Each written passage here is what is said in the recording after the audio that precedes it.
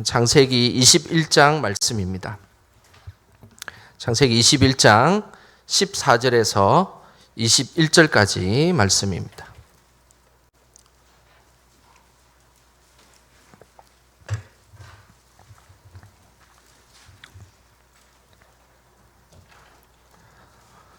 창세기 21장 14절에서 우리 21절까지 말씀 한 절씩 말씀 번갈아가며 읽겠습니다. 아브라함이 아침에 일찍 일어나 떡과 물 한 가죽 부대를 가져다가 하갈의 어깨에 메어주고 그 아이를 데리고 가게 하니 하갈이 나가서 브엘세바 광야에서 방황하더니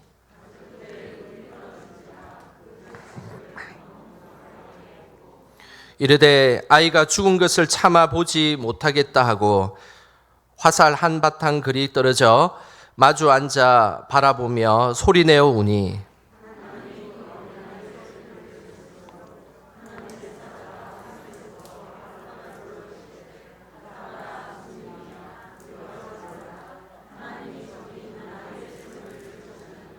일어나 아이를 일으켜 내 손으로 붙들라 그가 큰 민족을 이루게 하리라 하시니라.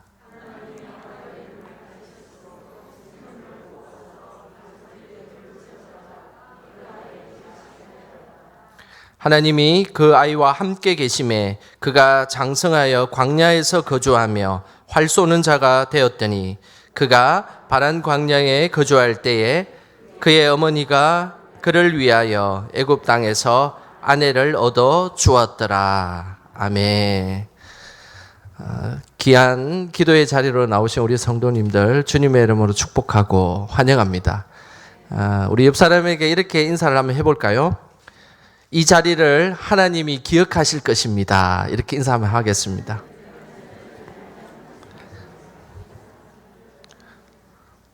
정말입니다. 기도하러 나오신 이 자리가 하나님이 기억하시는 그런 복된 자리가 되시기를 주님의 이름으로 축복합니다. 우리가 살아가면서 우리의 사랑으로 하나님의 사랑을 다 이해하지 못할 때가 많습니다. 그 이유는 우리의 사랑은 요만한데 하나님의 사랑은 잴 수 없는 그리고 한계가 없는 사랑이기 때문입니다. 이에 반해 우리의 사랑은 작고 보잘것없기 때문에 하나님의 사랑을 다 이해한다. 그리고 내가 하나님의 사랑을 다 안다.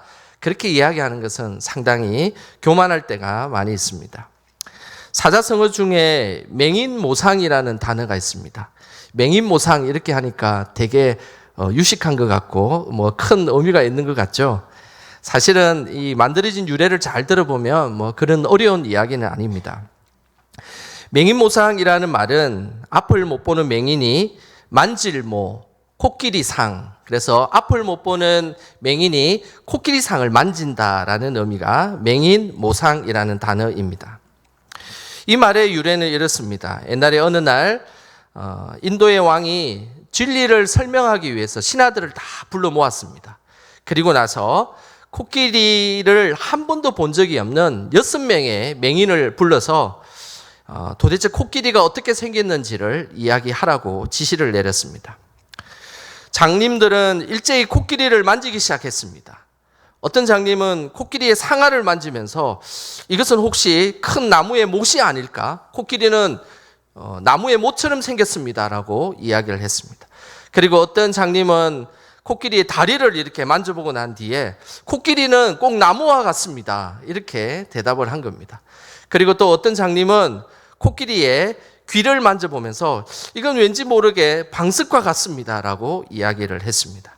뿐만 아니라 코끼리의 꼬리를 이렇게 만져보면서 코끼리는 꼭 밧줄과 같습니다. 이렇게 이야기를 하더라는 것입니다. 그때 왕은 신하에게 이야기하기를 보아라, 코끼리를 만져보았지만 제대로 알고 있는 사람은 하나도 없지 않느냐. 이처럼 진리라는 것은 부분 인간이 알 뿐 제대로 아는 사람은 이 세상에 없단다. 이렇게 이야기를 했습니다. 이 이야기를 하나님의 사랑으로 한번 적용해 보면 좋겠습니다. 우리가 하나님의 사랑을 안다는 것도 동일한 일입니다.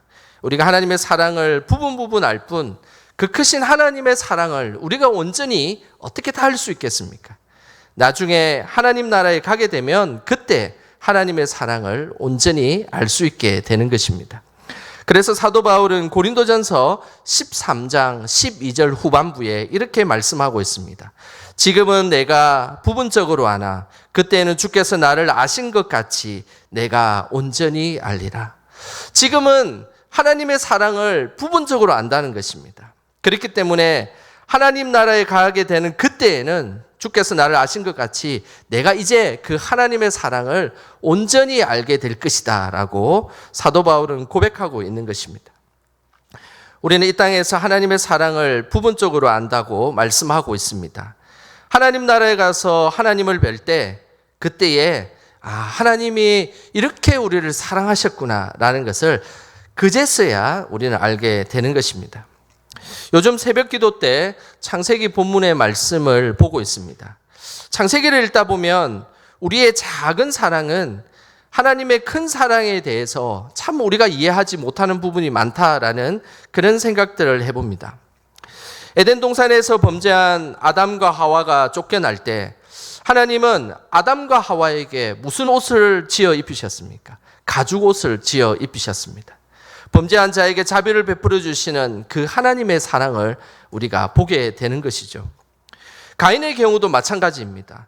가인은 자신의 아우 아벨을 죽였습니다. 인류 최초의 살인자입니다. 그런데 가인이 누군가가 자신을 죽이려 하는 것을 두려워하자 하나님은 가인을 죽이는 자는 7배나 벌을 내릴 것이다 라고 하면서 가인을 보호해 주셨습니다. 여러분들은 이 장면이 좀 이해가 되십니까? 가인은 분명히 아벨을 죽였고 살인하는 살인자였습니다. 그러면서 오히려 가인이 자신을 죽일 것 같은 세상의 두려움을 느꼈습니다. 그때에 하나님이 너를 죽이는 자를 7배나 벌을 더할 것이다 라고 하면서 가인을 보호해 주시는 장면이 나옵니다. 참으로 그 하나님의 사랑을 우리가 이해하기는 참 힘든 일이죠. 그뿐만 아니라 야곱은 자신의 형 에서의 장자권을 훔친 사람입니다. 에서에게 야곱은 파렴치한 도둑이자 사기꾼입니다. 하지만은 하나님은 야곱에게 오히려 에서보다 더 큰 축복을 주시고 그리고 야곱이 도망가는 그 자리에서 베델이라는 곳에서 하나님은 야곱을 만나 주셨습니다. 그리고 야곱을 통해서 하나님은 큰 일을 이룰 것이다 라고 분명한 약속을 하셨습니다. 창세기에 나오는 이런 말씀을 볼 때 하나님은 분명한 것은 잘못에 대해서는 분명한 벌을 내리시는 분입니다. 행여나 오늘 이 말씀을 듣고 나는 그러면 살인도 저지르도 되고 잘못을 해야 된다 할 수도 있겠구나. 그래도 내가 하나님께서 나를 보호해 주시고 함께 하지 않겠냐라고 오해하지는 않으시길 바랍니다. 하나님은 분명히 잘못한 것에 대해서 분명하게 벌을 내리시고 그리고 그것을 지적하시는 분, 그분이 우리의 하나님이십니다. 그러나 인간의 사랑으로 담을 수 없는 더 큰 사랑이 하나님에게 있음을 우리에게 말씀해 주고 있습니다. 오늘 이 밤에도 하나님의 그 크신 사랑을 만나는 복된 시간 되시기를 주님의 이름으로 축복합니다. 오늘 본문에도 하나님의 큰 사랑을 만난 한 여인이 등장합니다. 그 사람 바로 하갈입니다. 이스라엘 사람들은 아브라함과 이삭과 야곱의 아내들을 잘 기억합니다. 그러나 하갈을 잘 기억하지는 않습니다. 그 이유는 당연하지 않겠습니까? 아브라함과 사라로 이어지는 이 계보인 이삭과 야곱 그리고 요셉을 넘어서서 나중에 다윗 왕을 넘어 메시아의 계보가 이 아브라함부터 이어지기 때문에 당연히 아브라함의 이 계보를 우리가 집중하고 거기에 대해서 우리가 관심 있는 것은 당연하지 않겠습니까?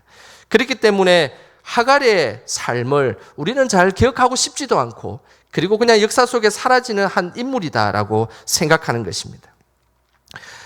하갈은 아브라함과 사라가 하나님의 약속을 기다리지 못하고 인간적인 방법을 사용한 그래서 그 사용되었던 장본인이 하갈이었습니다. 하갈은 아브라함 아내의 사라의 여종이었습니다. 그리고 아브라함의 자녀를 임신하였습니다. 그 후에 하갈이 좀 처신을 좀 잘했으면 좋았을 텐데 주인 사라를 멸시하고 조롱하다가 끝내 쫓겨나는 신세가 되었습니다. 이런 하갈은 아브라함의 전통성이 있는 그런 족보에 들어가지 못했습니다. 사라를 대신해서 아이를 낳았지만 인정받지도 못했습니다. 그리고 이 모습을 보면 이스라엘의 역사에 잊혀지기 딱 좋은 여인인 것입니다. 근데 중요한 것은 그럼에도 불구하고 사랑의 하나님께서는 불쌍한 하갈에게 찾아오셨다는 사실입니다. 너무나 놀랍지 않습니까? 오늘 그 내용이 17절에 나옵니다.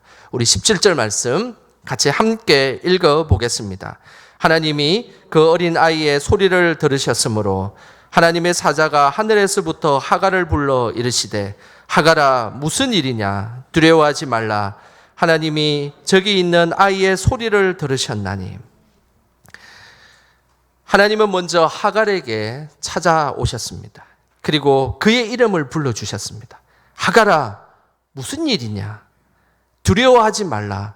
그러면서 그 연약했던 그 순간에 하갈에게 하나님이 찾아오셨다라는 사실입니다.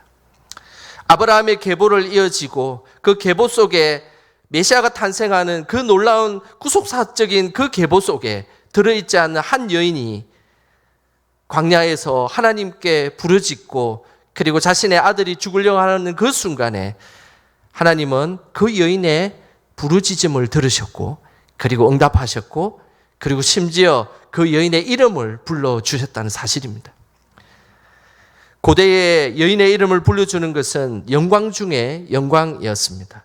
그래서 이 모습은 정말로 하나님의 큰 사랑을, 우리가 좀 자칫 이해하기 힘든 하나님의 큰 사랑을 우리에게 말씀하고 있습니다. 잊혀질 수 있는 이름을 직접 불러주시고 그 어느 누구에게도 기억되지 않을 그런 사람들의 이름을 기억하시고 그리고 불러주시고 기억하시는 분, 그분이 우리의 하나님이십니다. 행여나 우리의 삶 속에서 소외된 적이 있으십니까? 행여나 우리의 삶 속에서 내가 중심이 되지 못하고 왠지 변두리에 있는 모습으로 살아가고 있지 않습니까? 그런데 중요한 것은 하나님은 중심에 있든 변두리에 있든 소외되었던 어떤 사람이든 모든 사람들의 이름을 기억하시고 그리고 그 사람을 기억하고 계신다라는 사실입니다. 이 놀라운 하나님의 은혜를 우리가 어떻게 가늠할 수 있겠습니까? 토미 워크라는 목사님이 계셨습니다. 이분은 세계적으로 유명한 찬양 사역자입니다. 어느 날 이 목사님이 보육원으로 갔습니다. 그래서 이 목사님과 함께 보육원에 있는 직원들과 보육원의 운영 문제로 심각한 이야기를 나누었습니다. 보육원이 앞으로 어떻게 되고 그리고 이 보육원이 자칫하면 없어질지도 모르는 중요한 순간에 그 목사님 찾아가서 여러 가지 언론들을 하였습니다. 그런데 6살쯤 되는 아이가 갑자기 나타나서 내 이름은 애니예요 라고 이야기를 하는 것입니다. 그리고 나서 웃고 막 지나가는 것입니다. 그리고 또 심각한 회의를 하고 있는데 갑자기 그 아이가 불쑥 나타나서 내 이름은 애니예요 이렇게 이야기하고 가는 것입니다. 그 아이가 또 찾아오자 토미 워커 목사님은 짜증이 나기 시작했습니다. 그리고 보육원 직원에게 약간의 짜증 섞인 어투로 이 아이를 오지 않게 해주십시오. 이 아이가 이제 이 회의에 참석하지 못하게 좀 막아주십시오라고 요청을 했습니다. 지금 중요한 이야기를 하고 있기 때문에 방해하지 말라라는 것입니다. 그런데 시간이 흐르고 회의가 다 끝나고 갑자기 그 애니라는 아이가 왜 찾아왔는지 궁금했습니다. 그래서 그 아이가 왜 그렇게 했는지 직원에게 물어보았습니다. 알고 보니 이 애니라는 이 아이는 버림받은 아이였습니다. 그런데 버림받았는데 이 아이의 이름을 아무도 모르고 있었던 것입니다. 그리고 그 아이에게 누군가가 이름을 불러준 적이 한 번도 없었던 그런 불쌍한 아이였습니다. 이 보육원에 와서 처음으로 그 아이는 애니라는 이름을 갖게 된 것입니다. 그래서 자신은 너무너무 기뻤던 것입니다. 그래서 만나는 사람들, 특히 외부에 들어온 사람들에게 항상 자신의 이름을 소개하고 싶었습니다. 나는 애니입니다. 나는 애니입니다. 이렇게 소개를 하고 싶었던 것입니다. 그 이야기를 듣고 나서 토미 워커 목사님은 좀 전까지 짜증을 내었던 자신이 너무너무 부끄러웠습니다. 그 순간 죄 많은 나를 기억하시고 그리고 내 이름까지도 아시는 하나님의 사랑이 가슴에 스며들면서 갑자기 마음에 감동이 오기 시작했습니다. 그러면서 내가 그 자리에서 찬양을 한 곡 지어야겠다는 그런 은혜가 그 토미 워커 목사님에게 전해지게 되었습니다. 그때 지은 찬양이 바로 내 이름 아시죠? 라는 찬양입니다. 혹시 이 찬양을 아십니까? 가사를 먼저 한번 읽어드리겠습니다. 내 이름 아시죠? 나를 지으신 주님 내 안에 계셔.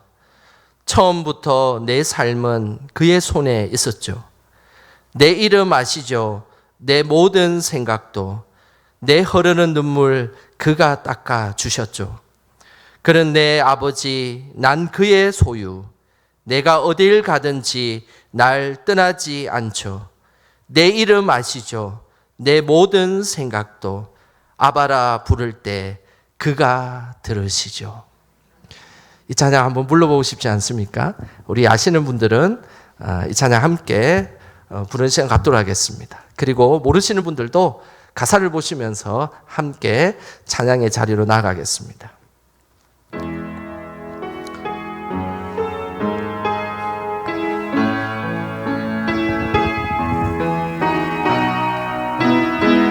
나를 지으신 주님, 나를 지으신 주님, 내 안에 계셔.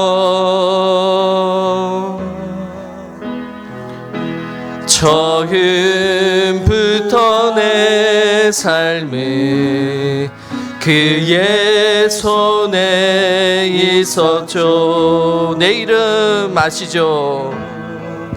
내 이름 아시죠? 내 모든 생각도 내 흐르는 눈물 그가 닦아주셨죠. 그는 내 아버지, 그는 내 아버지, 난 그의 소유.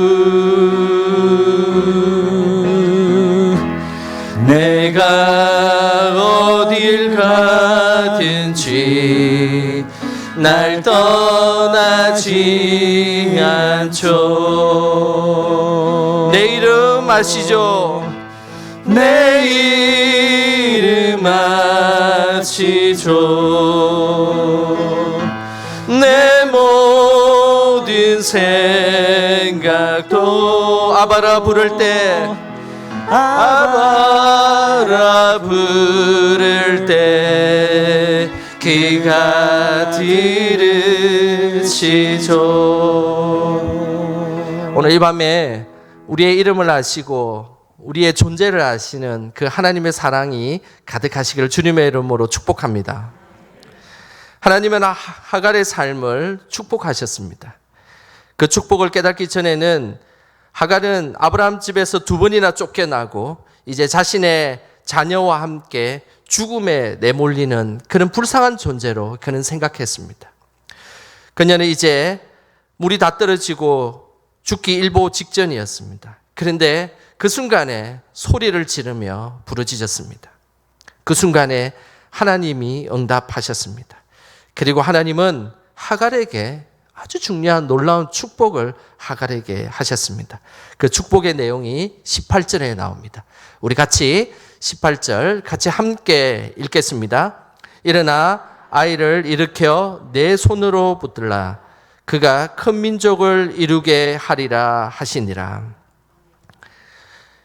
이스마엘과 함께 쫓겨난 하갈은 놀라운 하나님의 축복을 듣게 됩니다. 그 축복은 다름 아니라 그가 큰 민족을 이루게 될 것이다 라는 축복입니다.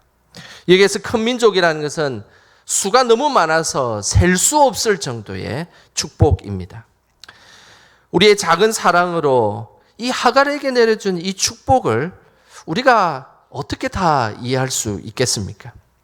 큰 민족을 이루어 주시겠다라는 이 축복을 하면 기억나는 사람이 있지 않습니까? 그것은 바로 아브라함의 축복입니다. 하나님은 아브라함에게 네 자손이 하늘의 별과 같이 그리고 바다의 모래같이 많아질 것이다 라고 축복하셨습니다. 하갈의 자녀 이스마엘에게 주신 그 하나님의 축복도 셀 수 없을 만큼 큰 민족을 이룰 것이다 라는 동일한 축복을 주신 것입니다. 그렇지만 분명한 차이는 있습니다.